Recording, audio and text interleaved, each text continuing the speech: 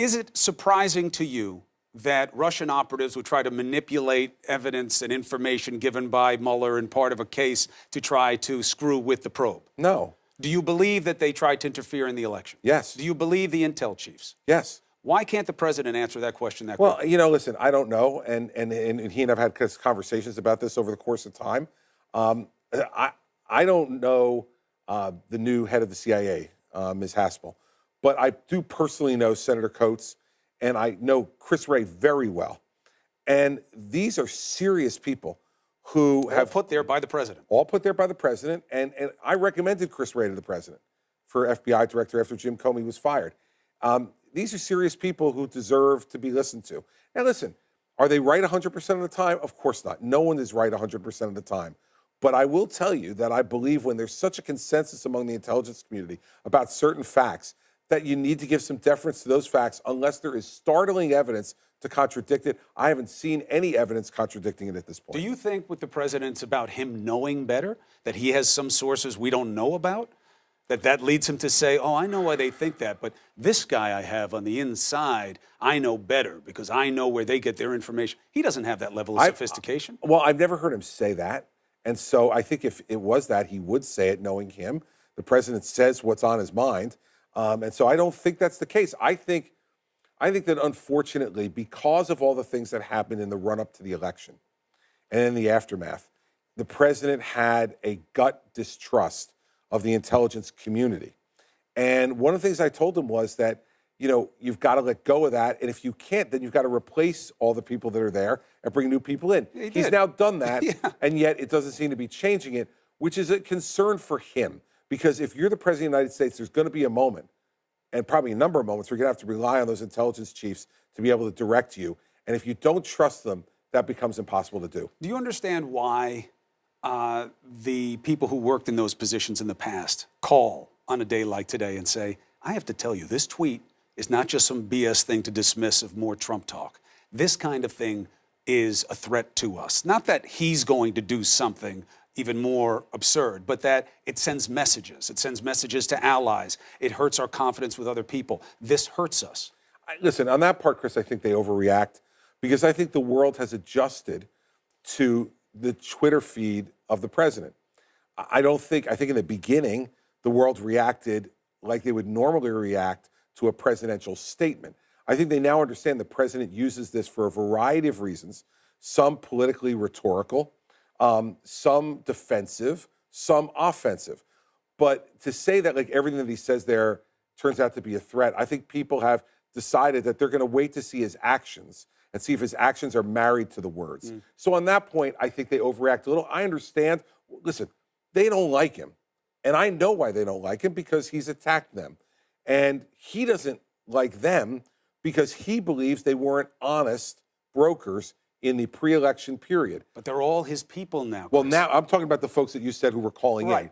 His people now, that's a different story. But I think his people are conditioned now to these type of things. I can tell you this much. I haven't spoken to my friend Chris Wray, but I know him, and I've known him now for 15 years. None of that stuff's going to bother him. He's going to say to the people of the FBI, I'm your leader. I'm going to stand up for what's right for the FBI. I'm going to defend the institution. Do your work. Let me handle the rest of it. He just doesn't expect to have to defend it from the president. Usually it's from like outside opponents or someone like me. Well, that's true. But if you watched Chris during those hearings, he's unflappable. Yeah, he's a pro. Fine. It's just a weird adversary. It is different. So let me ask you this. Here's the big question. If there is no crime, if there is nothing to hide, why do so many around, and including the president, lie about Russia-related things? Well, listen, on the president, I can't answer that directly. You must. I can't. Let me first answer the people around him. How do you not know? Hold on. Well, because I don't know everything. I'd like to believe I know everything, but I don't. This is what I can say about the people around him who have been charged and some convicted or pled. I learned when I was a prosecutor that bad people and stupid people lie all the time for no explicable reason, right? You think that there are bad and stupid people around the president? Oh, there have been. I mean, Paul Manafort, bad guy. Michael Flynn, I've already said, bad guy. George Papadopoulos, bad guy. So you start going through the list of folks. Rick Gates, bad guy. I mean, so there's no debating that any longer. Other than they're Papadopoulos, criminals. all picked, including Roger Stone, by the president. And you say bad or stupid. Look, I am all about respecting the presidency, no matter how much heat I get for that because of what the man in the office does on a daily basis. But what category does he fall under? Because he has lied gratuitously about these things. Listen, I understand, and I understand the argument that goes on perpetually between the White House and certain aspects of the media and whatever. I don't think, while I understand why it happens, I don't think that's useful. I think in the end, I want to look at the president and the president's actions. And when you look at his actions, they're not nearly as drastic as his words. And that goes in concert with the person that I know. And he's a salesman. He's been a salesman his whole life. And he uses overblown rhetoric at times to make a sale or to defend something that he's doing. I always, in the years I've known Donald Trump, I listen to his words, but I pay attention to his actions. I'll take that on policy. But when it comes to, you have anything to do with Russia and any kind of business? No. You're lying. That's a problem. Trump Tower, do you know anything about this meeting? No, I didn't know anything. Do you have anything to do with the state? No, I had nothing to do with it. Yes, you did. You're lying. Why? That's the kind of thing that matters. When you were governor, if we couldn't take your word about what you were saying about things that mattered, that's part of your job. It's part of your trust. Listen, this is a big part of his job. Presidents don't do that much. They say a lot. There's no question. I don't know if I agree with that last part, but let's skip over it. There's no question that your veracity, that your integrity is an important part of leadership. There's no doubt about that. Now, there's a large sector of this country, not a majority, but a plurality, that believes the president and supports him and trusts him. His Maybe challenge, well, like a plurality, I'd say. Now, his generous judgment, way of saying a third. His judgment now is going to have to go into play in this next 2 years to decide whether he's satisfied with just that measure of the electorate, or whether he wants to try to win those other people over. I told him when he won the election, I said, listen, you didn't win the election. Hillary Clinton lost it.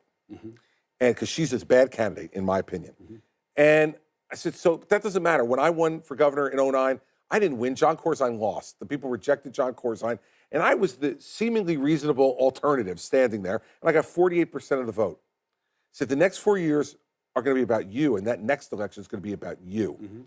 So build in these next 4 years to do what I did, which is get from 48% to 61% in a blue state. He has to do that now, and he's got 2 years left to do it. And he's got to decide, what do I need to do to get there? So you said before we went to the break, you've got to separate what the president says from what he does more than with most politicians. Yep. Okay, may not like it, but let's accept it. Who is giving him good advice? We ask this all the time. How did they let him tweet this? Why would they let him say this? Why would they let him recently with the Putin stuff? Right. Who lets him take the interpreter's notes? Who lets him go with this guy alone? Who lets him say that in Helsinki? What's the answer? I'd divide into two ways, Chris. Two different approaches. I've known Donald Trump for 17 years. The idea of letting him do something is just something that is maybe works with other politicians, even worked with someone with a strong personality like me. It doesn't work with him. In fact, when you try to force him to do something or not do something, he almost reflexively does the opposite. So the idea of who lets him do these things, I've said to people plenty of times, he's 72 years old. He's simply not changing who he is. But everybody, even you, strong guy, my brother, strong guy. You have people around you who, when they say, Gov, not only are you wrong, but this is going to be a step in a hole that you're not going to climb out fast. Right. You stop. We do. You think. You get angry. You walk away. You come back. You're like, so then what do we do? That never seems to happen. Now, sometimes it does. For instance, you saw what he said on Syria. And then obviously John Bolton and Mike Pompeo and others got to him, and now he's walked that back a bit. Same thing on Afghanistan. He's walked it back a bit. There is evidence of him doing that at times, Chris, and I think that he does do it at times on issues that I think are vitally important in our national security. But let me get to who gives him good advice and who doesn't, right? Because that is important. Because I believe in the old adage, garbage in, garbage out. And in the beginning, he had a group of people around him like Steve Bannon, like Rick Dearborn, like Omarosa. I mean, what the hell was somebody like Omarosa ever doing in the White House, right? Only the best. We're going to have the best. That's right. And we didn't. And we didn't because Jared Kushner, Rick Dearborn, and Steve Bannon decided that it was more important for them to have control than it was for the president to get a well-prepared transition. But what did they know? Like, who among them has ever done anything impressive in governmental life? None of them. And that's what I said to the president-elect at the time.